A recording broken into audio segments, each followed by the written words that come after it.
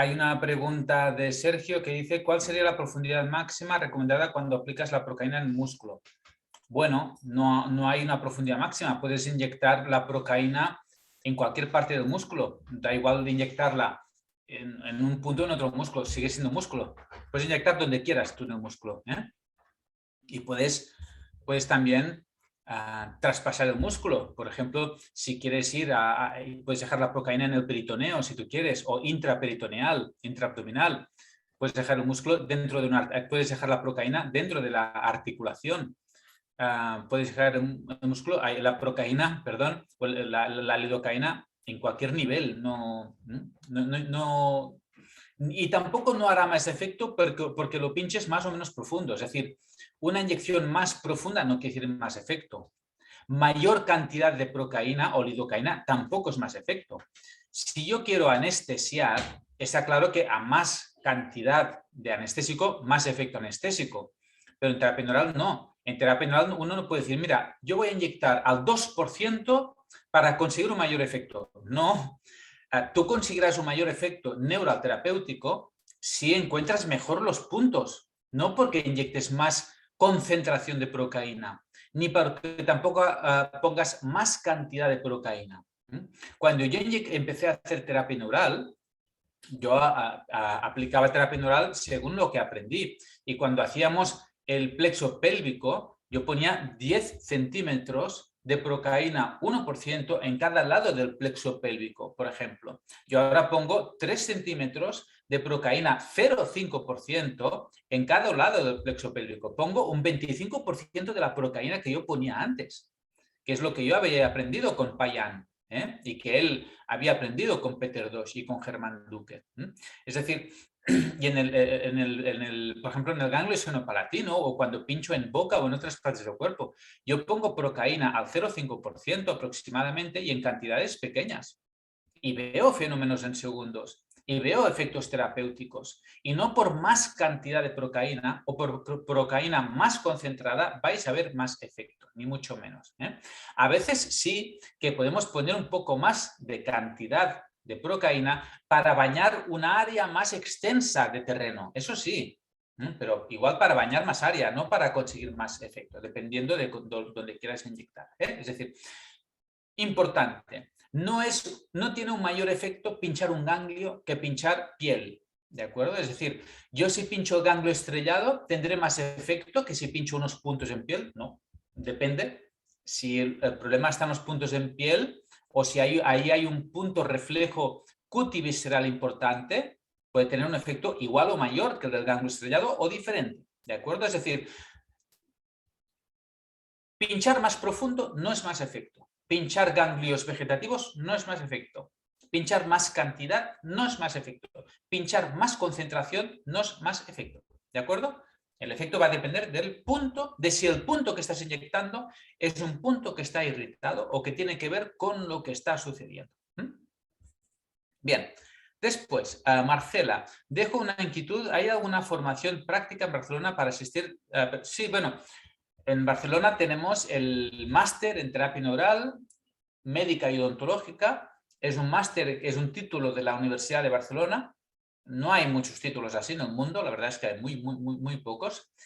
Y ese es un máster semipresencial con clases, bueno, es un máster virtual, pero en el que hacemos una semana presencial de 40 horas al final del primer año y hacemos otra semana de 40 horas más a final del segundo año. Entonces es una semana en junio del primer año y una semana en junio del segundo año. En esa semana de prácticas coincidimos todos los alumnos del máster, que son alumnos que vienen de diferentes países, pues a hacer eso, la práctica de la terapia neural. Son clases donde hacemos básicamente técnica y práctica. Y después, este curso que estamos dando ahora, el curso básico y avanzado que yo doy desde hace años, antes los daba presencialmente, pero desde que se inició el COVID, pues los estoy dando virtualmente. Tiene una ventaja, evidentemente, y es que pueden asistir a ese curso a un precio mucho más económico desde cualquier parte del mundo, ¿no? Sin necesidad de viajar a Barcelona, de pagar hotel en Barcelona, esa es una ventaja. Y también pues, podéis ver el curso durante todo un mes varias veces. Ya lo veréis cuando explique la técnica, que lo veréis en vuestra pantalla, lo tendréis ahí grabado, podéis volver a verlo. Pero por otro lado no nos vemos físicamente. Aún así, los cursos que he ido y básico y avanzado, el alumno no pincha, lo hago yo y los alumnos lo ven, porque no es un curso de 2 días que no da como para explicar todo y que todo el mundo se ponga a inyectar. Para esto tenemos el máster. Aún así, tengo la intención de organizar, cuando ya termine el tema COVID y haya una mejor posibilidad de movilidad, pues la idea es organizar algunos talleres prácticos para la gente que quiera pues venir y hacemos unos talleres prácticos de terapia neural. Pero también tenéis cursos con mucha práctica en otros lugares del mundo. Hay cursos prácticos pues, en Argentina, en Chile, en Colombia, en Ecuador, en Perú, en Brasil, en México, en Costa Rica, en Guatemala, en muchos lugares hay cursos en los que hay práctica de terapia neural también.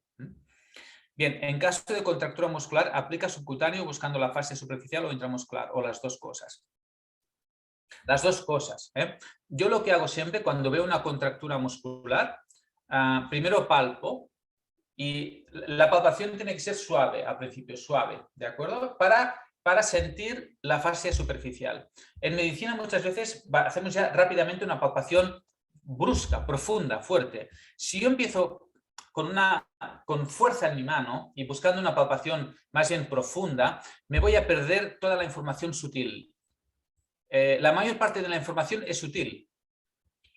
Solo vamos a palpar con información, con una palpación más brusca, más profunda, lo que es más bruto, la contractura, pero no, hay mucha información que es más sutil. Entonces, si yo hago una palpación más superficial, podré sentir la fascia que hay entre la piel y el músculo. Entonces, yo empiezo por ahí. Y si encuentro tensión ahí, primero inyecto entre piel y músculo para bañar la fascia superficial. Muchas veces, cuando baño la fascia superficial, como estoy inyectando con una mano y con la otra estoy palpando, puedo sentir con esta mano cómo se va liberando no solo un músculo, sino la fascia entera. Y a veces noto cómo se relaja toda una extensión amplia del cuerpo. Y a veces también la persona nota pues como suspira, puedes oír el movimiento peristáltico, o la persona hace una liberación emocional o una relajación extensa del cuerpo, ¿de acuerdo? En cambio, cuando haces una liberación muscular, habitualmente no es tan extensa, ¿no? Pero primero hago la liberación o la inyección en la fascia y después, no siempre, pero después entro en el músculo. Pero yo tengo mi ecógrafo es este. Y funciona muy bien. Mi ecógrafo es mi mano y con mi mano puedo palpar también a ver dónde está la mayor tensión. Puedes sentir en qué punto hay la mayor tensión y también más o menos en qué profundidad. De manera que después, con la aguja, tú vas a buscar la tensión que estás encontrando con la otra mano. Y muchas veces hay la sacudida, hay esa liberación muscular. Entonces, hay que aprender a palpar, primero superficial, importante, primero superficial, después profundo. Inyectáis primero superficial para permitir esa liberación fascial y después vais a nivel miofacial más profundo, sobre todo para buscar la liberación del músculo, si la hay, ¿no? De esa tensión más profunda. ¿Cuáles serían los puntos, dice Sergio, principales del cuerpo para estimular la circulación sanguínea? Bueno, depende de qué terreno, ¿no? Es decir, imagínate que alguien tiene unas úlceras en la pierna, ¿no? Por un tema o bien arterial o bien venoso, ¿no? Pero tiene unas úlceras en pierna. O, por ejemplo, un problema de congelación en el pie, o bien por un traumatismo, lo que sea. Hay un problema circulatorio en pierna. Entonces, ¿qué puedes hacer? Puedes pinchar a nivel de la arteria intrafemoral, porque al pinchar por la arteria intrafemoral, tú, por ejemplo, dejas entre 3 y 5 centímetros cúbicos. Por ejemplo, 3 centímetros cúbicos de procaína, 1%. Cuando yo inyecto intravascular, sí que pongo la procaína al 1%. porque no hace falta diluir un anestésico que vas a meter en sangre, ¿de acuerdo? Entonces yo ahí no la diluyo, pongo la procaína directamente al 1%. Entonces, cuando tú introduces el anestésico local, la procaína intravascular, eso va a provocar una vasodilatación por vía arterial, ¿de acuerdo? Entonces tú vas a provocar una vasodilatación de toda la circulación de la extremidad inferior por la punción intrafemoral, ¿sí? Después también puedes hacer una punción perifemoral, alrededor puedes bañar la arteria femoral y así bañas el simpático periarterial. También puedes hacer una punción en el troncal simpático lumbar. ¿Quién se encarga del tono simpático de todas las arterias de la extremidad inferior? Pues la cadena simpática lumbar. De manera que tú puedes inyectar en el troncal simpático lumbar y vas a provocar una vasodilatación rápida de toda la pierna, ¿sí? Entonces, dependiendo del área que tú quieres estimular la perfusión sanguínea, irás a buscar una técnica u otra. Si quieres actuar sobre extremidad superior, sobre extremidad inferior, sobre cabeza, sobre abdomen, por anatomía, pues irás viendo qué partes tendré que inyectar. Del mismo modo, también puedes pinchar alrededor. Por ejemplo, si hay una zona, una articulación que está inflamada o a una área que está isquémica, pues si tú inyectas procaína a nivel subcutáneo alrededor, no dentro no, alrededor de la lesión, de la inflamación, vas a provocar una vasodilatación inmediata. Inmediata, ya se ve, ves una hiperemia, ¿de acuerdo? Cuando veáis una zona que está infectada, que está ulcerada, mi recomendación es que pinchéis alrededor, por el tejido sano, rodeando el tejido enfermo. ¿De acuerdo? Bien. Veo que es la hora de las preguntas. Sí, claro, podéis hacer aplicaciones intraarticulares. Yo prácticamente no hago muy pocas, prácticamente nunca, aplicaciones intraarticulares. Se pueden hacer, evidentemente, pero yo prefiero actuar periarticular y no tanto periarticular. Por ejemplo, un dolor de rodilla. Un dolor de rodilla que mucha gente pues pondría la procaína a nivel intraarticular. Yo no hago eso.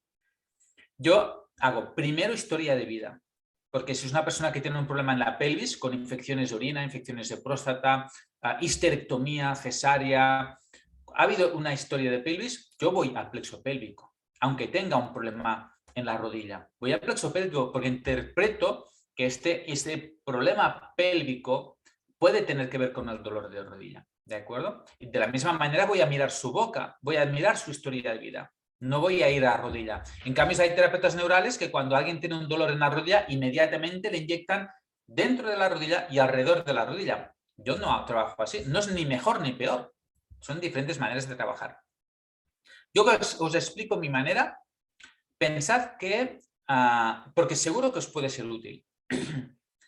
¿Por qué os digo seguro que os puede ser útil? Porque yo no mezclo terapia neural con nada. Yo no hago homeopatía, no hago acupuntura, no hago osteopatía, no hago ortomolecular, no doy vitaminas, no doy medicamentos, no doy cortisona, no doy antiinflamatorios, no doy nada, no receto nada, ¿de acuerdo?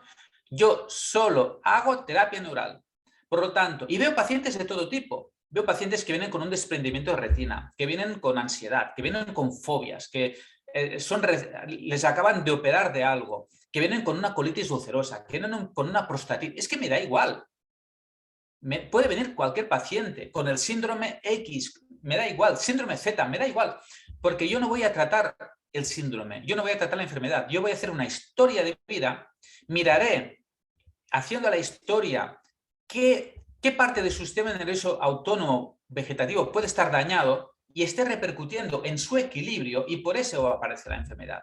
Evidentemente, si tiene un desprendimiento de retina, le pincharé también el ganglio ciliar para actuar sobre el vegetativo de la retina. Si es una persona que tiene una miocardiopatía dilatada, además de su historia de vida, le voy a pinchar el ganglio estrellado porque actúa sobre el corazón. Si es una persona que tiene una retracción gingival, una gingivitis, una piorrea, además de su historia de vida, le voy a pinchar probablemente en sus esfenopalatinos y en boca. Pero si esa persona con piorrea, con gingivitis, tiene una prostatitis crónica, iré al plexo pélvico, al plexo prostático, porque quizás tiene que ver con su gingivitis, con su piorrea. ¿Se entiende eso? ¿Sí? Es la misma persona que está inflamando su próstata, está inflamando sus encías. Entonces, para mí eso es importante. Lo que quiero decir es que yo, haga lo que haga, venga la persona que venga, solo le trato con terapia neural. Si con terapia neural vemos que no puedo ayudarle, la derivo a otro terapeuta, la derivo a otro médico. Yo no hago otra terapia. ¿A qué me ha llevado a eso? A tener experiencia en tratar diferentes personas con diferentes patologías con la misma terapia. Por lo tanto, si la persona irá bien o no irá bien, ya lo veremos. Pero si va bien, yo sé que ha sido por la terapia neural y sé qué es lo que he hecho, ¿sí? Y no puedo decir, ¿será por las vitaminas que le he dado? ¿Será por los ejercicios que le he dado? ¿Será por los cambios nutricionales que le he dado? ¿Será porque le he pinchado ese punto de acupuntura? ¿O será por la procaína que le puse en la rodilla? Yo sí tengo claro, ¿de acuerdo? Porque solo hago esto. Y si no va bien, pues es lo que os digo, lo derivo a otro terapeuta, ¿eh? Por lo tanto, en mi experiencia, lo que os puedo decir es que cuando alguien tiene un dolor en la rodilla, por ejemplo, se puede inyectar intraarticular o no, puedes pinchar rodilla o no, pero una opción es no pinchar en rodilla, ¿sí? Lo que hago mucho, aparte de la historia de vida, es, por ejemplo, palpar cómo tiene la musculatura del muslo. Si tiene una tensión miofascial, muscular o fascial, en el cuádriceps, en los aductores, en los isquiotibiales, en los gemelos, en la musculatura de la pierna o del muslo, yo suelto esas tensiones. Muchas veces cuando sueltas la tensión de la tensión muscular que hay en muslo o en pierna, la rodilla deja de doler, ¿sí? Y evidentemente la historia de vida. Si es una persona con una mala oclusión o con un problema en la pelvis, tengo que ir allí. Y si no, finalmente iré pues, a pinchar la rodilla. No es que no quiera pincharla, es que quiero saber de dónde viene el problema, ¿sí? Bien. Cuando hay manifestaciones de la enfermedad como la fibromialgia, ahí sí es importante buscar el campo interferente. El campo interferente es aquella irritación que hay en el sistema nervioso o en cualquier parte del organismo que está provocando síntomas a distancia. ¿De acuerdo? Por ejemplo, a una persona le operan del apéndice a los 10 años y a los 40 años tiene un dolor lumbar lumbociatálgico, por ejemplo, y se queda sin poderse mover de dolor, irradiado a la pierna, por ejemplo, ¿no?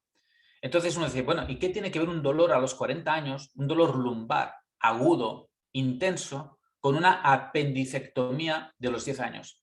Pues claro que tiene que ver, es la misma persona. No ha cambiado, la persona es la misma persona. ¿Es que han cambiado sus nervios? ¿Han cambiado sus nervios?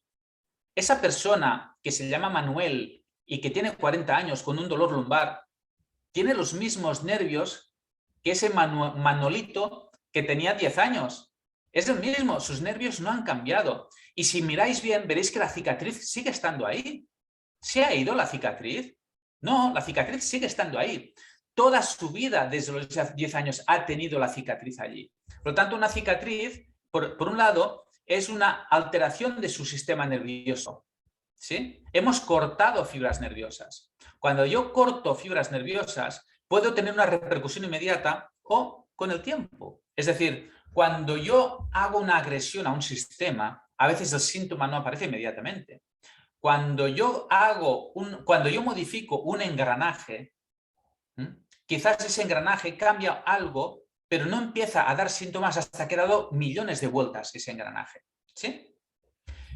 Y por otro lado, una cicatriz también provoca un cambio en la tensegridad, provoca un cambio mecánico, una cicatriz. Pero ese cambio mecánico quizás el organismo se ha ido adaptando hasta que llega un momento que no se adapta más, ¡pum! Y un día hago un esfuerzo y me quedo clavado. El gesto que yo he hecho que me ha desencadenado el dolor lumbar es el último golpe, es la gota que derrama el vaso, ¿de acuerdo? Pero la gota que derrama el vaso no es la culpable que el vaso se haya derramado. Es la última gota. Bien, entonces, en un caso de fibromialgia, ¿qué tenemos que pinchar? ¿Todos los puntos que le duelen a esa mujer? una mujer con fibromialgia, ¿iremos a pinchar todos los puntos dolorosos? Necesitaríamos una camilla de fakir, vuelta y vuelta, y si pinchamos todo de golpe y rápido, ¿verdad? Porque les duele todo. Una persona con fibromialgia, una persona con fatiga crónica, una persona con una poliartralgia, polimialgia, lo que sea, tenéis que buscar un campo interferente. Ahí hay algo que está provocando una alteración de la inflamación. Entonces, es una persona con una inflamación, no importa muscular, articular, no importa del tejido conectivo. Por lo tanto, tenéis que buscar el campo interferente que está provocando una alteración de la inflamación por todo el organismo de esa persona. ¿Sí? Ahí sí que es importante no pinchar los puntos que duelen, porque para mí es una salvajada.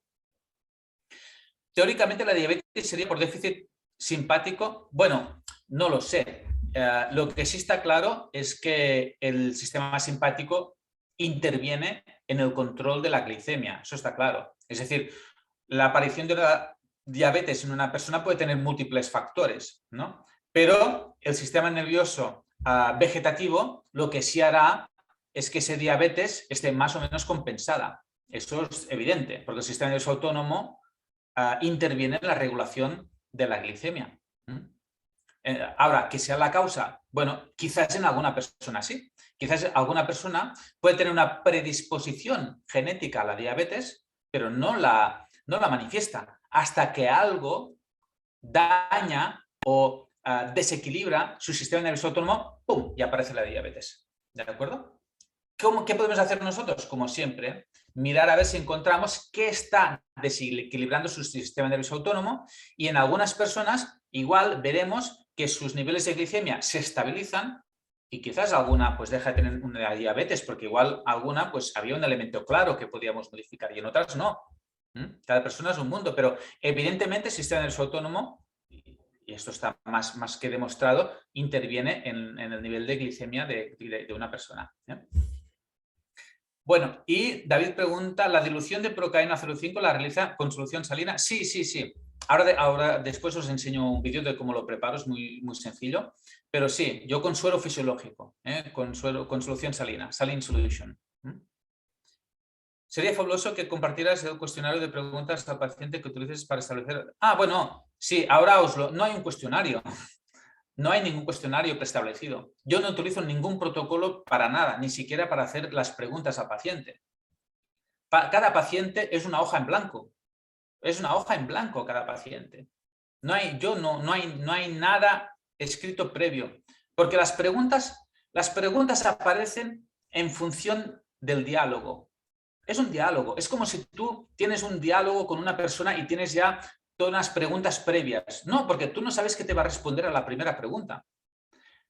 Entonces, la segunda pregunta es en función de lo que te he dicho en la primera. Evidentemente hay unas preguntas que siempre haces, ¿no? Que ahora veremos. ¿Cuántos partos has tenido? ¿Cuántos abortos has tenido? ¿Tienes las muelas del juicio? ¿Qué intervenciones odontológicas te han hecho? ¿De qué te han operado? ¿Has tenido amigdalitis? ¿Has tenido otitis? Eso está claro. Pero muchas otras preguntas van a depender de lo que te dice el paciente. Ahora veremos. Ahora haremos también algún caso práctico entre vosotros de alguna historia de vida para que lo veáis, porque es muy importante. Bueno, Diego, hace mucho tiempo que no hace pápulas. Sí, es verdad. Si no hacemos pápulas nos estamos perdiendo la estimulación de los receptores de piel. No, ni mucho menos. Primero, yo he oído a veces algún profe de terapia neural decir que se tienen que hacer pápulas, que si no se hacen pápulas no hay el mismo efecto o no se hace buen efecto neuroterapéutico. Bueno, cuando alguien hace una afirmación, tiene que decirte cómo ha llegado a esa conclusión. Si os digo, en terapia neural se tienen que hacer pápulas, si no, no funciona bien. Eso hay profes que lo dicen. Entonces, mi pregunta es, muy bien, para llegar a esta conclusión, me imagino que habrá hecho dos grupos comparativos, ¿no? Es decir, ¿usted ha trabajado terapia neural sin pápulas? No, nunca. Entonces, ¿cómo lo sabe que sin pápulas no funciona? ¿Por qué no funciona? ¿Pero lo ha probado? No. Vale, no. Entonces ahí queda escrito. Usted dice que sin pápulas no funciona, pero no lo ha probado nunca. Vale. Ya está, pues conversación terminada, ¿no? Es decir, no podemos comparar. O sí, yo he hecho comparaciones, ¿vale? ¿Cómo lo ha comparado? ¿Ha buscado usted los mismos pacientes con las mismas patologías? ¿Ha pinchado los mismos puntos? Es muy difícil comparar, ¿no? Entonces, solo podemos hablar con nuestra experiencia, pero no podemos afirmar si la pápula funciona mejor o peor o si es imprescindible. Yo os puedo decir que, en mi opinión, no es imprescindible. No, ahí lo afirmo, no es imprescindible. ¿Por qué puedo afirmar que no es imprescindible? Primero, yo estuve unos 12 años pinchando con pápulas, porque lo aprendí así. Entonces yo pinchaba con pápulas. Las pápulas funcionan de maravilla para el reflejo cutivisceral, ¿de acuerdo? Pero empecé a dejar de utilizar pápulas y hago una punción un poco más profunda, en piel. Entonces yo estoy actuando en piel, pero no en epidermis. De manera que no duele. Es decir, la punción en dermis, que es 1 milímetro más profundo, no duele como la pápula. La pápula duele mucho más. Entonces no duele lo mismo.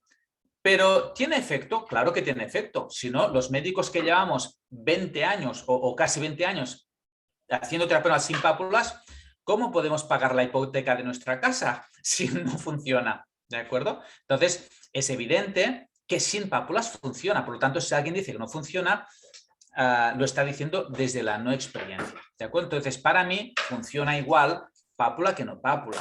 ¿De acuerdo? Ahora, esto no quiere decir que en algún paciente igual la pápula puede funcionar más que la dermis. Es posible, no lo sé. Tendríamos que comparar y eso es imposible de comparar. Pero en conclusión, la terapia no se puede hacer con pápulas y se puede hacer sin pápulas. Es decir, pinchando en piel, pero un poco más profundo. Eso para mí es evidente. 2. La pápula duele más. Hay terapeutas neurales que añaden bicarbonato a la procaína para que la pápula duela menos.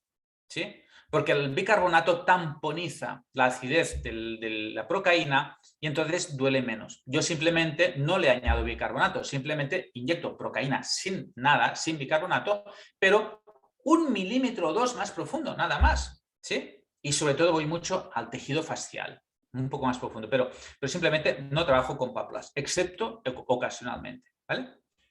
Bien. Le da importancia al desnivel pélvico. ¿Qué opina del uso de plantillas? No, ahí entraríamos en un tema en el que yo no domino y esto otro mundo, el de la posturología y todo eso. No, yo no me meto mucho. Pero ya te digo que cuando tú trabajas en terapia neural y sobre todo con el sistema facial, te cambia toda la postura en un momento. Hay personas que vienen de una manera, se entran así, pinchas, sobre todo el sistema facial, y se van de otra manera. Cambian la postura.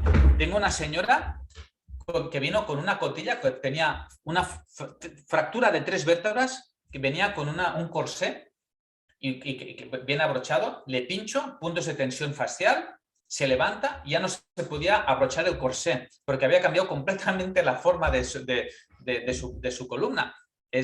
Y lo ves mucho en personas, cómo cambia la postura antes y después de pinchar. Ahora, las plantillas y cualquier aparato de estos ortopédico y tal, evidentemente pueden ayudar muchas veces, pero en otras pueden ser un campo interferente también. Pero yo tengo poca experiencia. Bien, vamos a seguir, si os parece, con la clase. Aquí está. Bueno, vamos a la historia de vida, que es la principal herramienta para decidir dónde vamos a inyectar. ¿Cuál sería el protocolo, ¿no? Para saber un poco dónde vamos a inyectar? Primero, la paciente que nos diga qué le duele, por qué viene, qué le molesta, qué le pasa, desde cuándo. ¿Por qué es importante el desde cuándo? Porque el desde cuándo nos va a decir también si lo podemos relacionar con algo. No, hace 4 años, vale. ¿Lo relaciona con algo? No. Después seguimos hablando. Ortodoncia, ¿le han puesto ortodoncia? Bueno, sí, me pusieron unos brackets. ¿Cuándo? No sé, hace unos 5 años o así. ¿Cuánto tiempo lo llevó? Bueno, lo llevé 2 años. Bien. ¿Puede ser que la migraña o el dolor cervical que usted tiene le venga desde que se puso ortodoncia? No sé, no me había dado cuenta. Es que me has dicho que el dolor cervical hace 4 años que lo tienes. Y hace 5 años te pusieron ortodoncia y lo llevaste 2 años, coincide en el tiempo. Ah, no me había dado cuenta. Ahora que lo dices, es verdad. Sí, sí es verdad. Más o menos me empezó el dolor cervical cuando estaba llevando la ortodoncia. ¿Veis? Por esto es importante preguntar desde cuándo. Porque el paciente muchas veces no se da cuenta. Y no solo eso, sino que si la paciente se da cuenta y lo relaciona, se lo dice a su odontóloga: doctora, ese dolor cervical que tengo aquí no tendrá que ver con ese Invisalign o con esa ortodoncia que estamos haciendo, ¿no? ¿Qué le dice la odontóloga? No, yo te estoy moviendo los dientes. Y los dientes no tienen nada que ver con tus cervicales. No, no se conectan, no se tocan, no tienen nada que ver. Para el dolor cervical tienes que ir al traumatólogo. Vale, entonces la señora va al traumatólogo. Doctora, ese dolor cervical que yo tengo, bueno, vengo para un dolor cervical. ¿Qué hará el traumatólogo? Una resonancia, una radiografía. Uy, tienes una rectificación cervical. Eso es la causa de tu dolor. Ah, vale, ¿qué hago? Pues mira, tómate esos relajantes musculares, tómate diazepam, tómate ibuprofeno, tómate Urelax, tómate no sé qué, y doctora, ¿puede tener que ver ese dolor y esa rectificación cervical con que me estoy haciendo ortodoncia? No, hombre, no. Tu dolor cervical viene de la rectificación. Doctora, ¿y la rectificación de qué viene? Ah, de nada. Las vértebras se rectifican y duelen. Ah, vale. Y o sea que la ortodoncia no tiene nada que ver. No, hombre, no, la ortodoncia está en la boca y lo que tienen son las cervicales, no tiene nada que ver. Entonces, eso puede pasar también, que no relacionen. Hay cantidad de publicaciones médicas que relacionan el cambio de la oclusión con un dolor cervical, por ejemplo. El trigémino viene de la zona cervical. Pero aunque nosotros no sepamos esto, simplemente con la historia de vida podemos llegar a esas conclusiones. ¿De acuerdo? Bien, esto es muy importante. Lo veréis muchas veces. A la que hagáis una historia de vida y relacionando los acontecimientos del paciente, veréis que muchas veces ya podéis sacar conclusiones. Sobre todo si el paciente lo asocia. Bien, enfermedades de la infancia.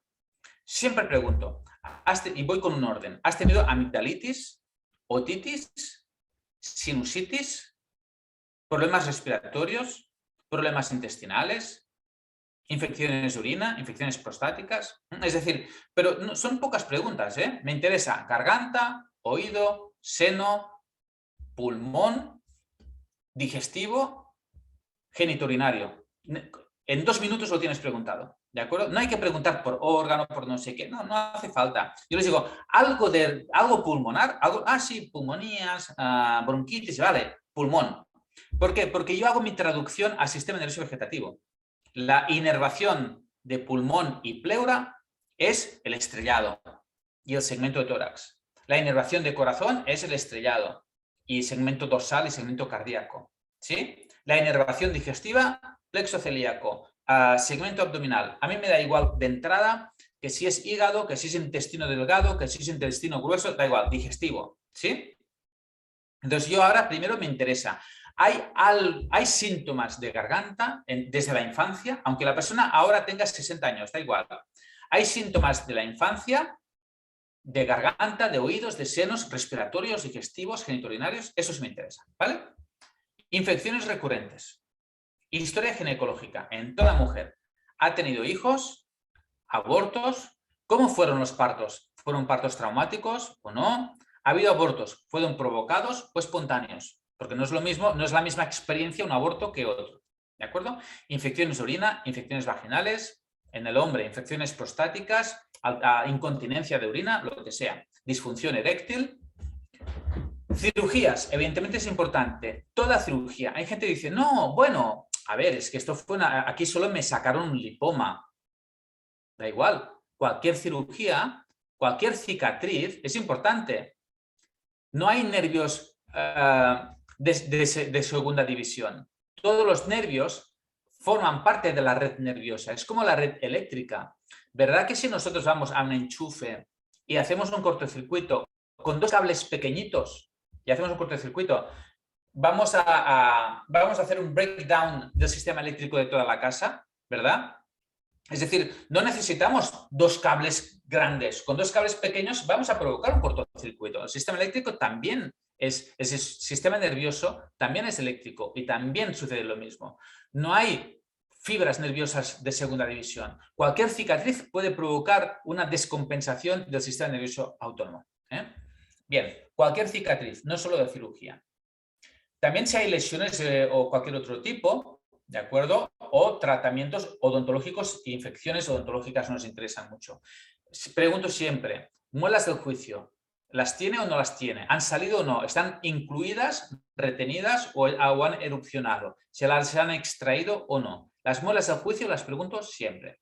También tratamientos odontológicos, ortodoncia. También se llaman retenedores, que a veces son interferentes, si llevan implantes, si les han practicado alguna endodoncia. Pero tampoco pregunto mucho, para saber yo si hay un foco en boca o no, de entrada. ¿Bien? Muy bien. Área del trigémino. Ya habéis visto que desde la plataforma Camilo os podéis descargar el libro de Ernest Adler. También lo podéis hacer desde terapianeural.com. Desde terapianeural.com os podéis descargar este libro de Adler, que es como la Biblia de la odontología neurofocal. Lo que sucede también es que es un libro escrito en 1974 y evidentemente hemos avanzado mucho en la odontología neurofocal desde entonces. Adler veía unos focos interferentes en boca y hemos descubierto muchos más, y también era partidario de hacer muchas extracciones y hemos visto que se pueden hacer muchas otras cosas antes de una extracción. El libro de Adler es muy bueno, pero evidentemente tenemos que trascenderlo. Fijaros si hay publicaciones, por ejemplo, se ha visto que cuando nosotros damos un estímulo en ramas del trigémino, por ejemplo en el nervio infraorbitario o en nervios alveolares, se provoca una contracción de la musculatura extensora de la cabeza. Es decir, yo irrito el nervio infraorbitario o un nervio dentario y se provoca una contracción de la musculatura posterior cervical. Por lo tanto, es evidente y hay suficiente evidencia. Esto se ha hecho en modelos animales y en modelos humanos. Hay suficiente evidencia como para relacionar las irritaciones del trigémino con dolor cervical, por ejemplo. A la que yo hago una contracción de la musculatura cervical, evidentemente estoy actuando sobre toda la columna. Más evidencia, ¿no? Pues cómo repercute la oclusión dental también en la postura, ¿no? Esto que decíamos antes, y en el equilibrio. En atletas también se ha visto, ¿no? Entonces, cómo la oclusión repercute a través de los músculos masticatorios, de los ligamentos periodontales, del esternocleidomastoideo, cómo repercute en la postura. Modifica la oclusión y modificarás la postura. ¿De acuerdo? Por lo tanto, claro, el podólogo debería mirar la boca, el odontólogo debería mirar también los pies para hacerlo bien. Y cualquier médico debería mirar todo, boca y pies y todo. Bien, hay mucha literatura sobre cómo la oclusión, como en atletas de competición también, en el momento que hacen modifican la oclusión con una ortodoncia, cómo cambia su coordinación neuromuscular, cómo también tienen más lesiones si hay un desequilibrio de la oclusión. La verdad es que hay mucha literatura. A mí me gusta mucho este artículo que habla de los alineadores invisibles, ¿no? Del Invisalign que se conoce, ¿no? Entonces, pero no importa. Cualquier ortodoncia que provoque un movimiento dental, que provoque un cambio en la oclusión, provoca, por lo que se ha visto, un cambio en los ángulos de curvatura de la columna y también en los planos pélvico y escapular. Y esto está medido. Antes de colocar el Invisalign, los alineadores dentales lo que hacen es mirar los grados de curvatura dorsal, lumbar y cervical, el plano escapular y pélvico, y después de 6 meses vuelven a medir y ya cambió todo. En 6 meses ya cambió. ¿De acuerdo? Pero aún hoy en día pues hay muchos odontólogos y muchos traumatólogos que aún no relacionan una cosa con otra, demasiados. Bien, ¿qué hacemos en terapia neural? Pues simplemente podemos ayudar. No es que no tengamos que poner una ortodoncia, ni mucho menos. Una ortodoncia puede ayudar a una persona a mejorar su oclusión y a mejorar su postura. La cuestión es que la ortodoncia puede provocar una reacción miofascial de todo el cuerpo. Bueno, no es que puede, es que lo hace siempre. Siempre lo hace. Yo no puedo aplicar una fuerza en un cuerpo y que ese fuerza no reaccione. Bueno, a no ser que sea un cuerpo inerte, un cuerpo muerto. Pero cuando yo aplico una fuerza, un estímulo mecánico en una persona, y sobre todo en un área tan sensible como es el área del trigémino, ese estímulo mecánico va a provocar una reacción en un cuerpo vivo, ¿de acuerdo? Y la fuerza se va a transmitir, es una ley elemental de la física. Yo aplico una fuerza en un cuerpo y la fuerza se transmite por el cuerpo. Es una ley básica de la física. Por lo tanto, si esa persona empieza a tener ansiedad, dolor cervical, dolor craneal, dolor lumbar, aumento de la rinitis alérgica o aumento de sangrado de su colitis ulcerosa, lo que sea que haga, yo cuando pongo una ortodoncia a un paciente tengo que hacer un seguimiento no de la boca, sino del paciente, porque yo no pongo una ortodoncia en una boca, pongo una ortodoncia en una persona. Por lo tanto, tengo que estar alerta de qué cambios hace esa persona, no solo su boca. Y si yo aplico una fuerza en la boca y esa persona hace cambios en otra parte de su cuerpo, tengo que relacionarlo. Y no es que tenga que sacar la ortodoncia, tengo que ayudar a liberar esas tensiones que está generando la ortodoncia. La manera más fácil es utilizar la técnica digital, que es esta. Poner un dedo en la boca y pongo el dedo por el surco vestibular, por el surco labial, y si encuentro tensión, simplemente pongo unas gotitas de anestésico local, unas gotas nada más, aquí en el fondo de saco, en el surco, y esto habitualmente provoca una liberación. A veces se ve como si está todo el tejido así, tenso, porque está reaccionando a la tensión de la ortodoncia. Entonces, busco los puntos de mayor tensión y si no los encuentro, pincho en el infraorbitario, que después lo veremos, en los mentonianos, en los fondos de saco posterior, y habitualmente hay una liberación de la boca y después de todo el cuerpo. A veces hay personas que dicen, ¡oh! Se me está relajando toda la espalda, se me relaja las piernas. Pinchas la boca y a veces notas una relajación por todo el cuerpo. Os lo vais a pasar muy bien, ya veréis. Os lo vais a pasar muy bien. Bien. Esto, que parece un dibujo muy simple, es muy útil para entender un poco lo que hemos explicado hasta ahora. Esto está sacado del libro de Lawrence Fisher. Entonces, Lawrence compara la matriz extracelular o el sistema básico de Pischinger con un tonel. Con un tonel. ¿Y qué dice? Bueno, pues el tonel se va llenando por cargas electromagnéticas, por campos interferentes odontológicos, tóxicos alimentarios, operaciones, cicatrices, cargas emocionales, cargas de infecciones, y llega un momento en el que sucede algo que ese tonel ya se derrama, ya no aguanta más. Se desequilibra la matriz extracelular, se desequilibra el sistema nervioso autónomo, ¿de acuerdo? Entonces, claro, un día yo hago un tratamiento odontológico sencillo a una persona, desde que me hiciste ese empaste tengo dolor. Claro, porque no es por el empaste, es por todo lo que había ya debajo y ya no ha aguantado el empaste. Desde que me di un golpe o desde que dormí con esa almohada tengo un dolor. Claro, es que el problema no es la almohada. La almohada fue en la última gota, ¿sí? Entonces, sí, pero ¿llevaste ortodoncia? ¿Tienes retenedores? ¿Tienes infección prostática? ¿Tienes una cesárea? Porque quizás la almohada con la que dormiste el último día ha sido el último golpe, pero tú ya tenías una historia previa. Bien. Entonces, para resumir, cuando nosotros damos un estímulo a la célula se despolariza, ¿de acuerdo? Pero después la célula fisiológicamente se repolariza. No obstante, cuando el estímulo es muy intenso, cuando el estímulo es reiterado o cuando hay una predisposición del terreno, esa célula se mantiene en despolarización. Esa célula no repolariza fisiológicamente porque el estímulo fue muy fuerte o mantenido o ya había una predisposición del terreno. Entonces esa célula despolarizada se vuelve disfuncional, empieza a dar señales de disfunción, empieza a dar ruidos a la red neurovegetativa y empiezan a aparecer los síntomas de disfunción, ¿de acuerdo?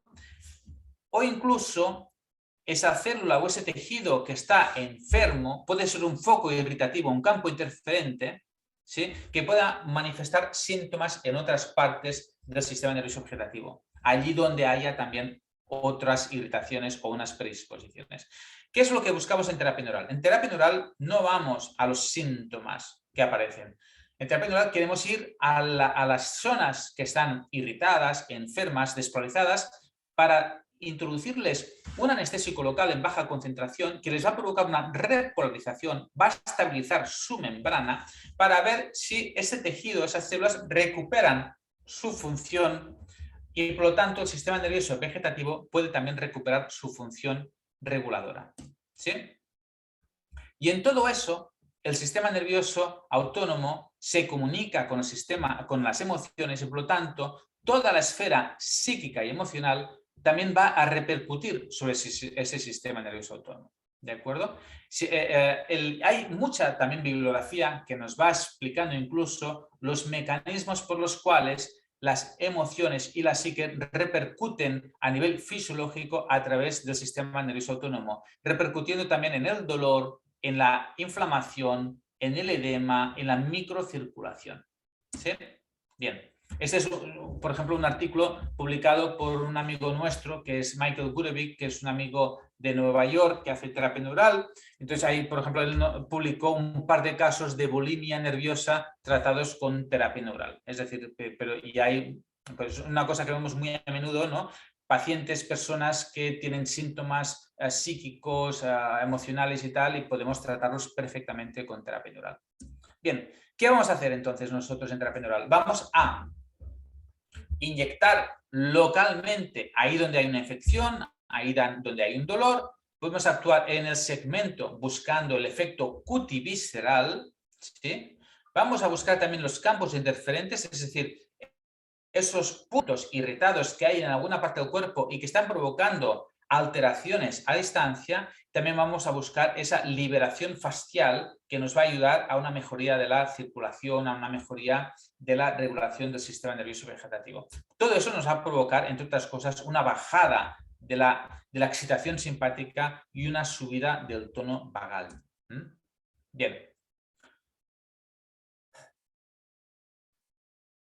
No sé si explicar esto, no, esto ya lo tenéis explicado en otro vídeo, se nos va a ir el tiempo aquí. ¿Cómo podemos hacer la terapia local? Pues bueno, por ejemplo, este es un artículo que publicamos con un dolor, por ejemplo, un dolor vulvar crónico, ¿no? Pero puede servir en cualquier parte del cuerpo y simplemente lo que hicimos fue inyectar en el punto de dolor. Entonces, ¿qué es lo que vemos? Que personas, en ese caso mujeres, con un dolor crónico, bueno, aquí en el título no lo pone, pero es un dolor vulvar crónico, inyectas un anestésico local y desaparece ese dolor. Pero ¿cómo puede ser si inyectamos un anestésico local que dura 10 minutos? ¿Cómo puede ser que 3 semanas después, 2 meses después, siga sin dolor? Pues simplemente porque se neutralizó esa irritación que estaba provocando dolor. ¿Sí? Creo que este artículo no lo tenéis en el Camilo y creo que no se consigue gratuitamente. A ver si os lo subo también. Bien, por ejemplo, en un caso de herpes, en un caso de herpes, por ejemplo, un herpes labial, ¿qué es lo que haríamos? Pues iríamos a inyectar en el nervio mentoniano, eso os lo explicaré después. Podemos inyectar en el nervio mentoniano porque el nervio mentoniano es el que inerva el labio inferior. Inyectaríamos en el nervio infraorbitario porque el nervio infraorbitario es el que inerva el labio superior, ¿de acuerdo? ¿Por qué vamos a inyectar el nervio? Pues porque el nervio tiene que ver con el herpes, evidentemente. Pero también podemos hacer una punción local, donde pinchamos aquí, donde está el herpes, no, pinchamos fuera. Pinchamos en el margen del herpes, ¿sí? Y ponemos la procaína o la lidocaína debajo de la lesión o la rodeamos, pero no pinchamos dentro de la lesión herpética, ¿de acuerdo? Habitualmente no hace falta hacer la punción local. Habitualmente con la punción en el nervio es suficiente. Pero bueno, podéis hacer lo que queráis. En un gran herpes zóster yo lo que hago es rodear la lesión de herpes zóster. Bien, esto ya lo hemos visto.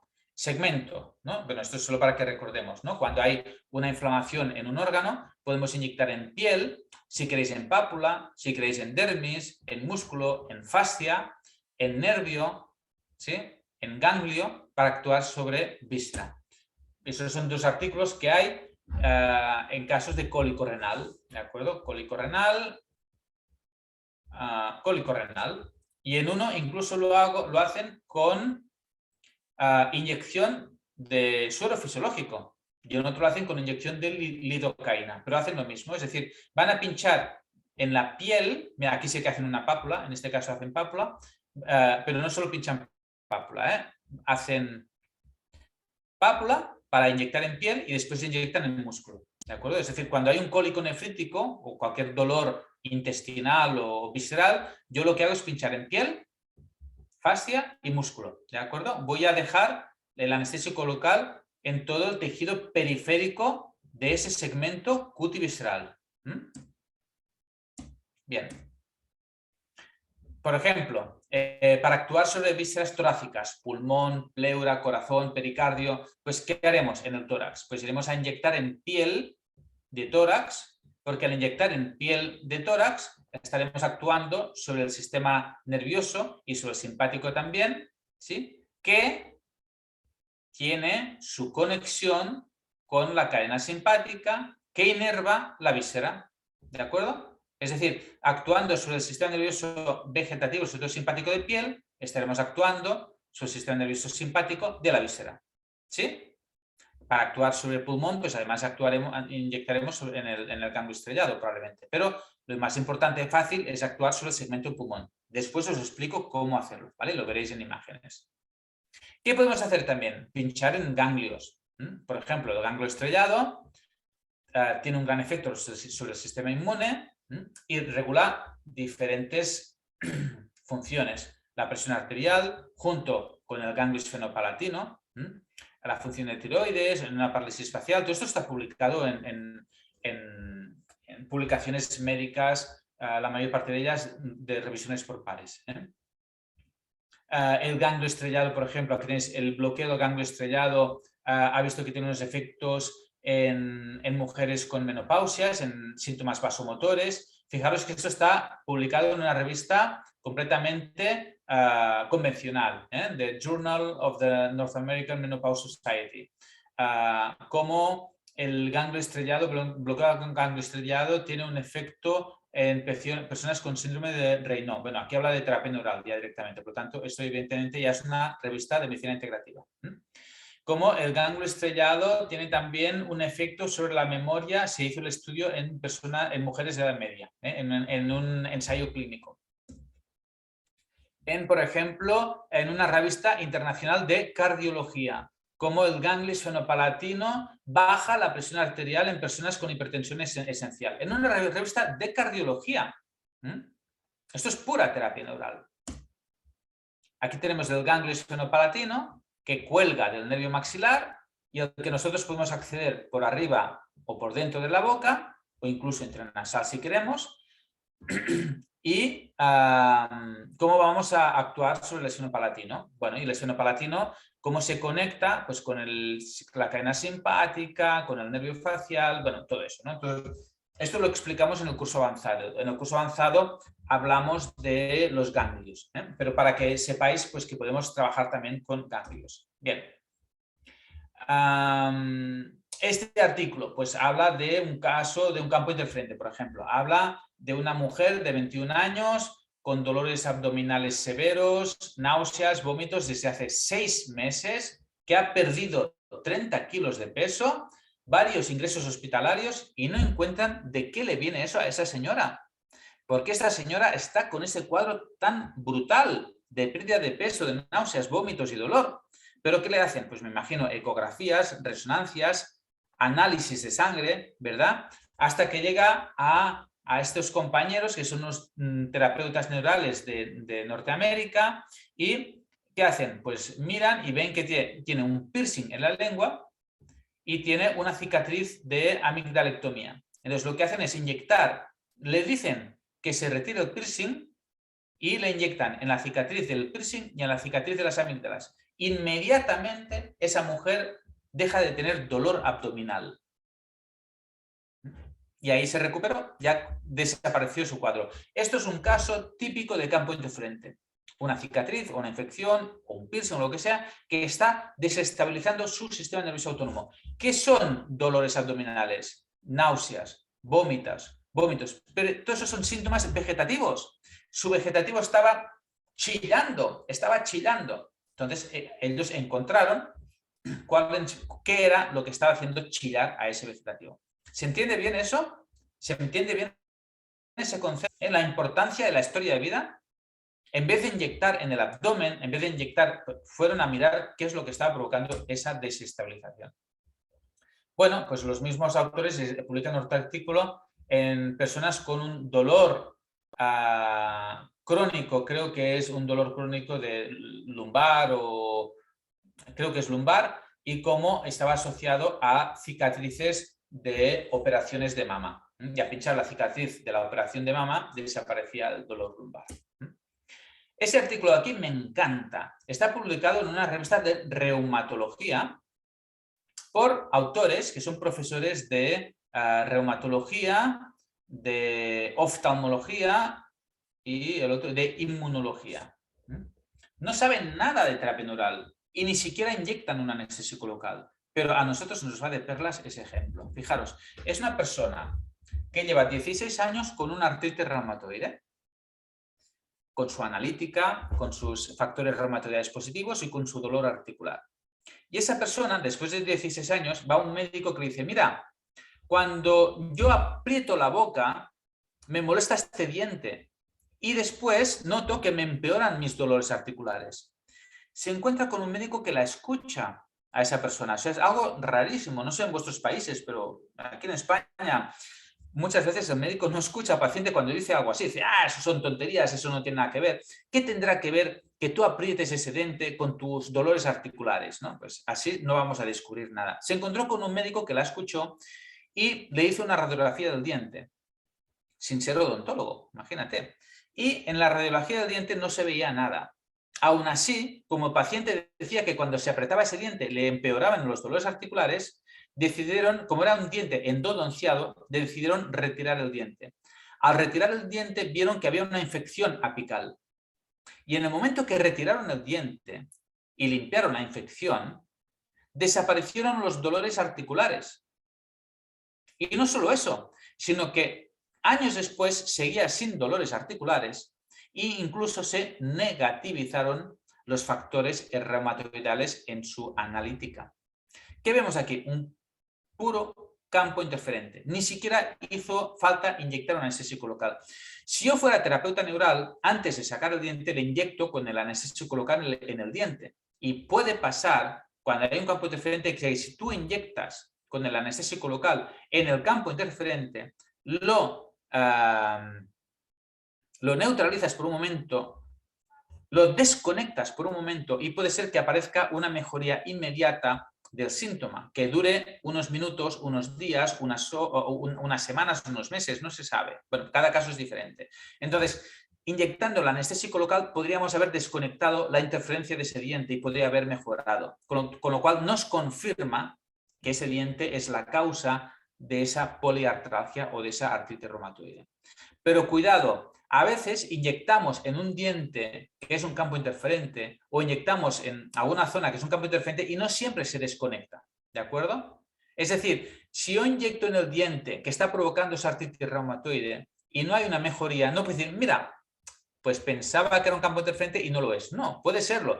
Puede ser que la infección que hay en ese diente no deje de molestar, de interferir en el sistema nervioso, aunque tú le inyectes el anestésico local. Por lo tanto, si el resultado es positivo, a esto se le llama test de Huneke, si el resultado es positivo, es decir, yo inyecto en un diente y desaparece el dolor articular, entonces me lo confirma. Pero si el resultado es negativo, me quedo con la duda, ¿de acuerdo? No puedo decir que no es un campo interferente, me quedo con la duda, ¿de acuerdo? Pero aquí lo importante para mí también es ver como un campo interferente.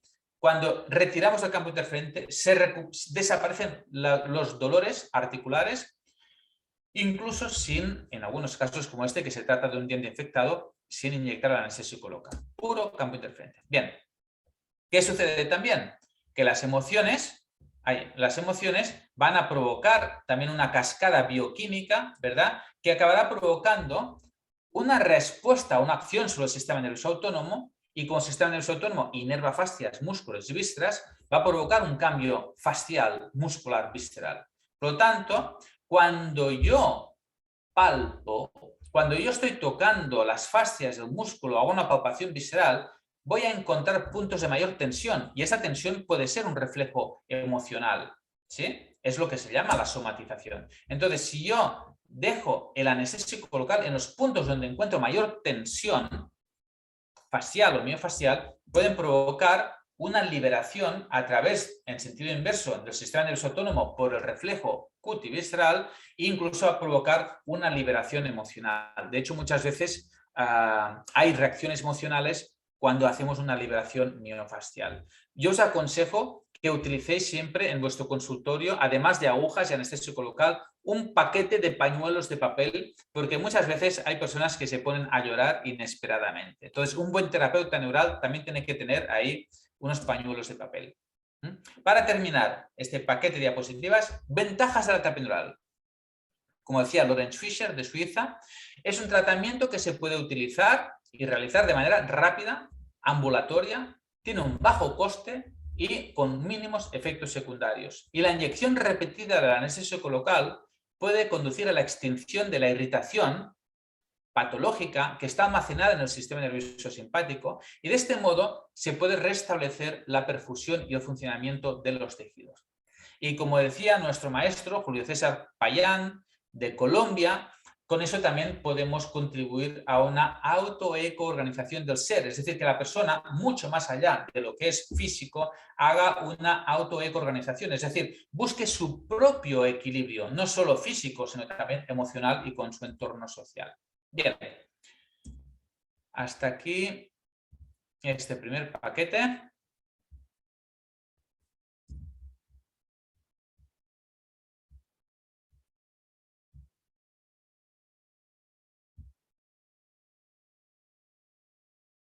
¿Alguna pregunta, alguna duda? Vale. Lo podéis escribir en el chat si quieres, a ver si aquí hay algo en el chat. Pues, en efecto. Puede ser hecho un suero de procaína. ¿Cuál ha desglosado de cuánto? A ver. ¿Cuál es la dilución y de cuánto tiempo? Un suero de procaína. Bueno, el suero de procaína, la dilución nosotros empezamos habitualmente con 150, 200 miligramos y eso puede entrar en media hora, 40 minutos y depende del paciente, pues llegamos a 300, 400 miligramos que entra en una hora o más de una hora dependiendo del paciente. Si a alguien le interesa el tema de los sueros, tanto el de procaína como otros sueros, para el próximo fin de semana hemos preparado un curso de sueroterapia para poder hablar bien, describir bien, porque son temas muy interesantes, muy importantes. Hay pacientes a los que les va muy bien, pero también que hay que hablar con detenimiento y hacer preguntas también para aclarar todas las dudas que haya, porque son tratamientos muy, muy importantes. A ver si hablo así. Vale. Bien. ¿Existen partes o puntos del cuerpo donde no es aconsejable aplicar terapia neural? A ver, esto podría aquí.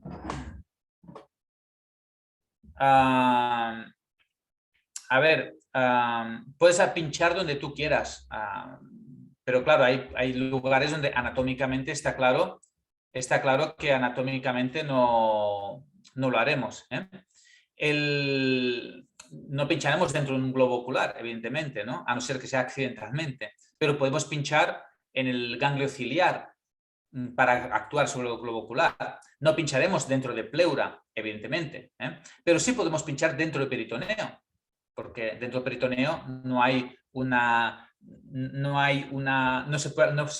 vamos a provocar un neumoperitoneo por inyectar ahí, pero sí podemos provocar un neumotórax si inyectamos dentro de tórax, ¿no?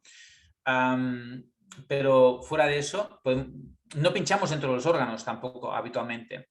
Por ejemplo, sí pinchamos a veces dentro del tiroides si hay nódulos tiroideos, pero habitualmente no. Pincho yo más bien fuera, pero puedes pinchar dentro del tiroides si tú quieres.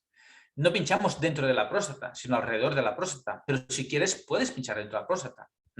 No pinchamos dentro de los órganos, pero si tú haces una punción dentro de un órgano, tampoco no hay problema. Pensad que se hacen biopsias de órganos, no con unas agujas finas. Las biopsias de los órganos se hacen con unos instrumentos de un gran calibre, para sacar material, ¿de acuerdo? Entonces, nosotros no vamos a inyectar dentro de vísceras, pero si accidentalmente entras en una víscera, habitualmente con una aguja muy pequeña no va a haber un problema, ¿sí? Pero lo que anatómicamente te permita pinchar, pero, a ver, habitualmente pinchamos piel, fascia, músculo y plexos vegetativos, intravascular. No vamos a pinchar vísceras y otras cosas, ¿sí? Bien, interarticular también puedes inyectar. Si te quedas con la duda... Bien, quisiera saber qué tipo de efecto tienen los tatuajes y piercings y tal. Bueno, no lo sé, depende de la persona. Hay personas que, después lo veremos, que tienen muchos tatuajes y piercings y no le provocan ninguna alteración, y hay personas que se ponen un piercing y les desequilibra. Un poco por historia de vida lo puedes sospechar, ¿eh? ¿Los tatuajes se consideran como cicatrices? No, los tatuajes no son cicatrices. Y hay personas que un tatuaje le puede ser un campo interferente, y hay personas con muchos tatuajes que no es ningún campo interferente. Es decir, por definición, no todas las cicatrices son campos interferentes, ni todos los tatuajes, ni todos los piercings. No todas las suegras son interferentes. Hay personas que pueden tener una amistad con su suegra o con su suegro, ¿no? Entonces, cada persona es diferente, cada cicatriz es diferente, no hay que pinchar todas las cicatrices, no hay que pinchar todas las muelas endodonciadas.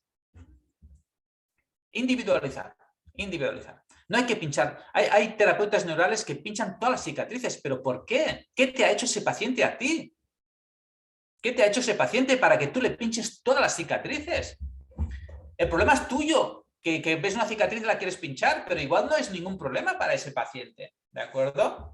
¿Cómo lo sabes? Estoy haciendo un poco de broma, pero es así. Hay terapeutas neurales que pinchan a todos los pacientes. Hay terapeutas neurales que pinchan a todos sus pacientes en el ombligo, en el ombélico.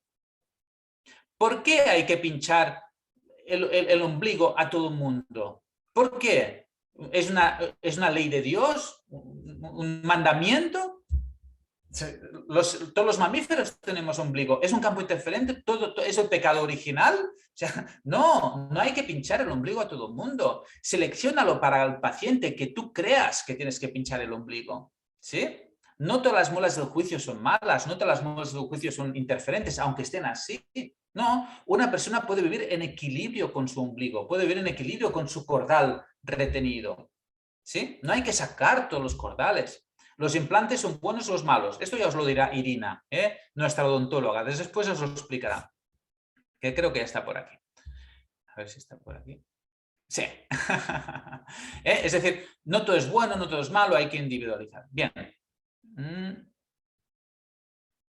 En caso de lesiones estructurales, escoliosis, artrosis y tal, en donde ya no se puede modificar la misma, ¿qué conducta terapéutica toma, más allá de tener presión de estilo de vida? Bueno, a ver en qué podemos ayudar. Yo he visto, por ejemplo, me acuerdo de una muchacha joven con una gran escoliosis, con varias intervenciones quirúrgicas, con unas cicatrices retráctiles.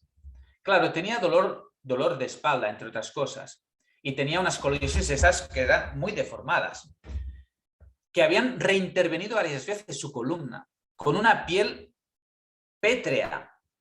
Claro, uno piensa, esto es imposible, esa señora va a tener dolor de espalda toda su vida. ¿Cómo lo sabes? Además de médico, ¿eres futurólogo?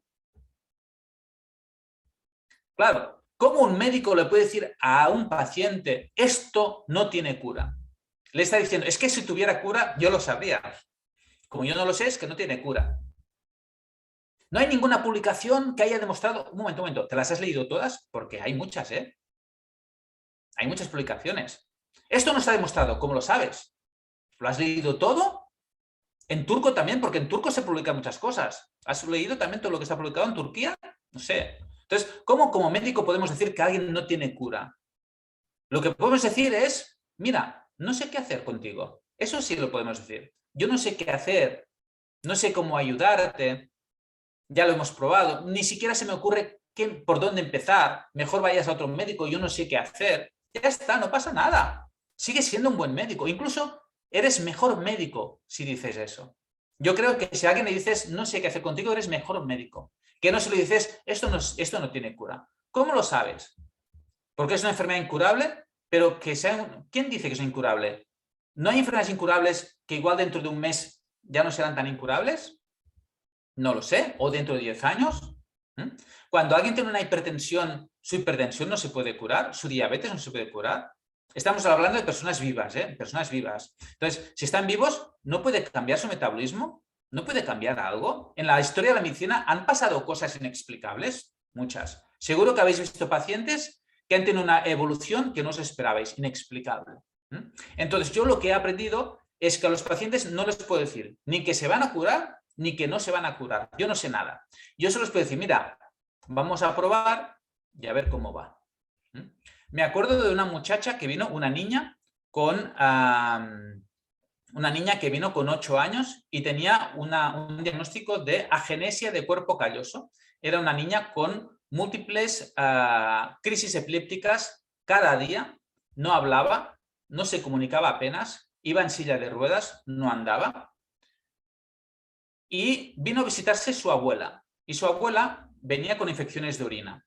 Mejoró, dejó de tener infecciones de orina y me dijo, David, ¿puedo traerte a mi nieta? ¿Qué tiene? Agenesia cuerpo calloso. Digo, no la traigas. Esto es una malformación anatómica y no puedo hacer nada.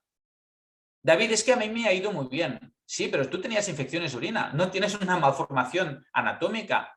Yo no puedo ayudar a tu nieta. Tiene una agenesia cuerpo calloso. Pero David, yo quiero que la veas.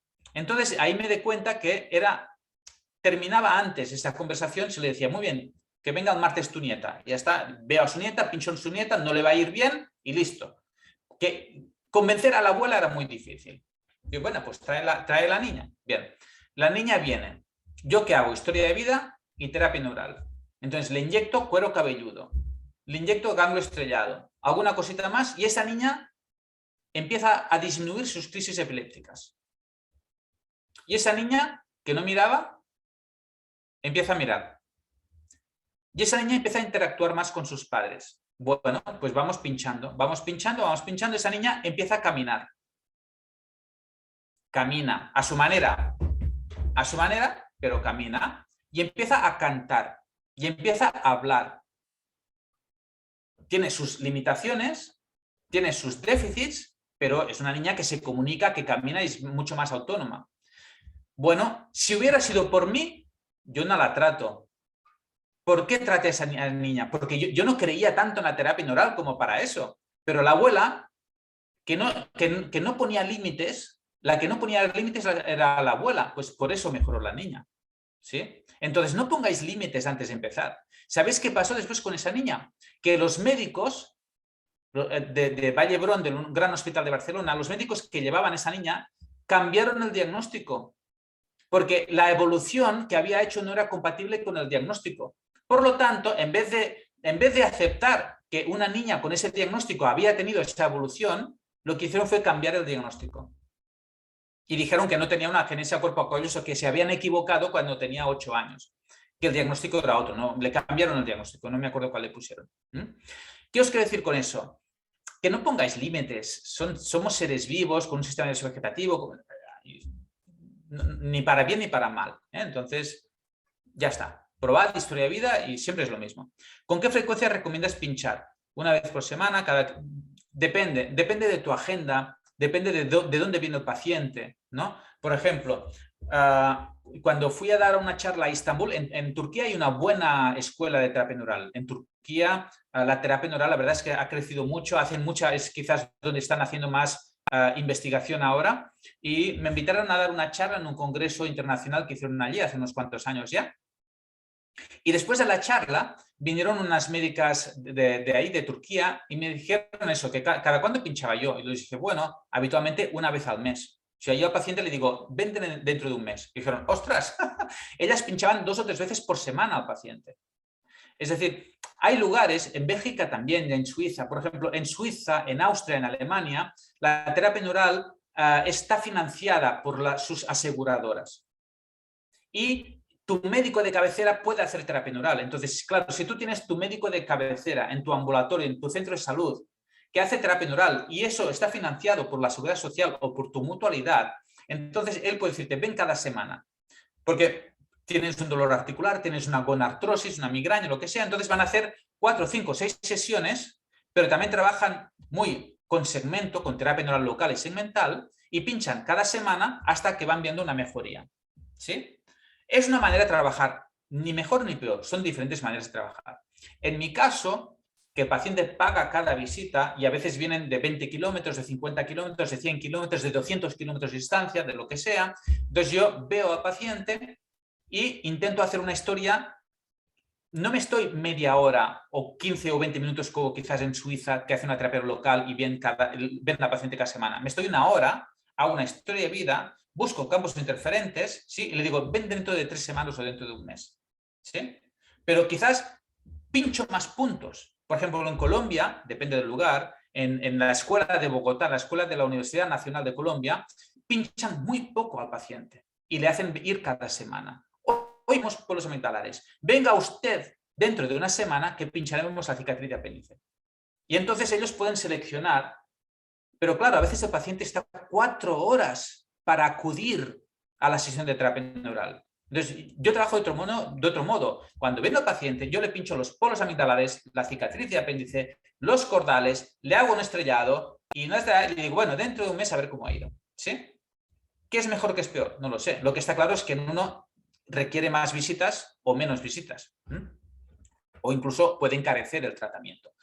Depende del paciente. Si un paciente está con una neuralgia trigémino, yo no lo puedo decir, le pincho el esfenopalatino, le pincho el supraorbitario, el infraorbitario, el mentoniano, digo, dentro de un mes. Y al cabo de un mes, el paciente me dice, he estado igual, he seguido con dolor 10 sobre 10. Ah, bueno, vamos a pinchar otro punto. No, claro, si alguien está con un dolor 10 sobre 10, no le voy a decir dentro de un mes. Yo no le voy a dar cita. Le pincho hoy y dice, dentro de unos días, dime cómo estás. Si tú estás mejor, podemos esperar unos días más. Si persiste el dolor, ven enseguida. ¿Sí?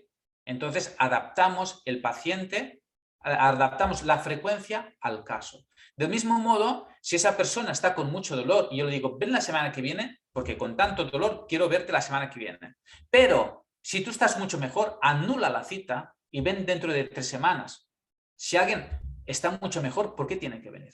Entonces, doy un poco esa... Además de plasticidad neural, tenemos que tener plasticidad agendal, y tener una agenda un poco adaptable también a la evolución del paciente. ¿Sí? Bien. ¿A partir de qué edad se puede iniciar terapia neural? Bien, a partir del segundo cero. Es decir, tú puedes inyectar terapia neural antes de nacer, en la mamá. Muchas veces pinchamos a la mamá, por el motivo que sea, durante el embarazo. Y a veces he pinchado recién nacidos, de días de vida, de una semana. Yo he pinchado a bebés de una semana. Así de malo soy. ¿Y hasta qué edad puedes pinchar? Pues mientras la persona está viva, la puedes pinchar, no importa. 90 años, 100 años, no importa. Lo que pasa es que, claro, a una persona de 100 años no le vas a pinchar el estrellado. No. A las personas que ya son muy mayores hay que ir también con mucho más cuidadito. Y a los bebés, a los bebés y a los niños, por lo general, son necesarias pocas inyecciones periféricas, porque los niños son muy reactivos. Su sistema nervioso vegetativo es muy reactivo, los niños. Y habitualmente con poca cosa se consigue mucho en los niños y en las niñas. Bien. Bueno, pues no he explicado muchas cosas que quería explicar hoy, pero he explicado otras. Hoy os quería explicar más detalladamente cómo hacer la historia de vida, pero lo haremos mañana. Y en cambio me he ido más a resolver dudas o a hablar de cosas de otra índole. Pero bueno, está bien, ha ido así el curso. Tampoco me gusta a mí, ya lo habéis visto, seguir unos esquemas, y todo está vivo, este curso también está vivo. Entonces, no sé si tenéis alguna pregunta más. De momento no. Si alguien quiere hablar y decir algo, pues también, porque haremos otro pequeño descanso antes de las 7. A las 7, ¿no se escucha? Sergio dice que no se escucha. Sí que me escucháis, ¿verdad? Sí. No, Sergio, debe ser tu audio que no va. Valeria dice, Valeria que sí se escucha. Vale, si eran 2 ya me preocupaba. Bien. Entonces, a las 7 empieza Irina, que ya ha puesto en on su cámara.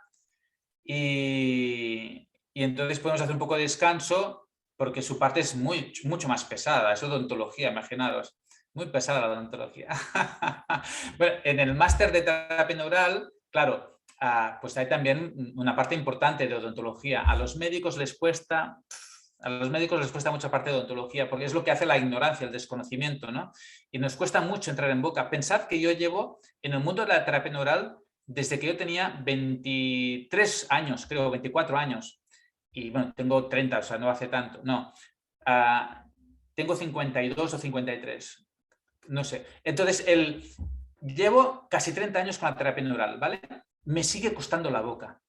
Y mira que trabajo con un equipo de odontólogos, odontólogas, y tengo compañeros profes y en mis cursos siempre hablo de la boca. Cuando tengo delante al paciente, aún me cuesta la boca. Fijaros.